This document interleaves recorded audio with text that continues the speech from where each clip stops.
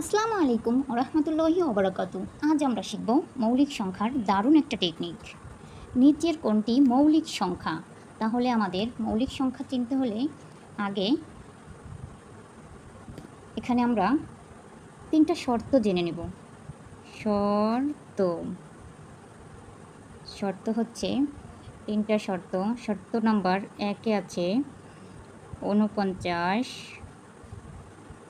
৭৭, ৯১।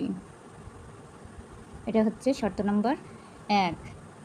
এটি কখনোই মৌলিক সংখ্যা না। দেখতে মৌলিক সংখ্যার মতো হলেও এগুলোকে ভাগ করা যায়, এজন্য মৌলিক সংখ্যা না। ২ নম্বরে আছে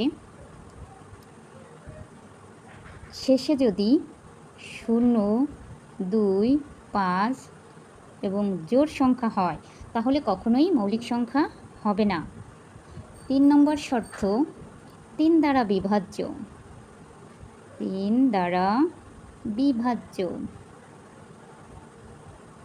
অর্থাৎ যাকে ভাগ করা যাবে সেটা হলে হবে না। তাহলে এখানে শর্ত নম্বর আছে ৪৯, ৭৭, ৯১।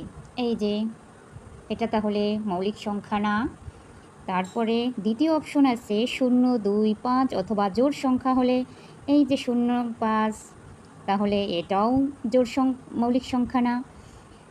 অপশন ৩ নম্বর শর্তে আছে ৩ দ্বারা বিভাজ্য হলে ৮, ৭ যোগ করলে হয় ১৫, বিভাজ্য করতে বলেছে ৩ দিয়ে, তাহলে ৩, ৫, ১৫ অর্থাৎ ভাগ করা যায়। তাহলে এটাও মৌলিক সংখ্যা না, ৩টাই বাদ। তাহলে আমাদের এই ৮৯টা হবে অ্যান্সার। নিচের কোনটি মৌলিক সংখ্যা? ৮৯।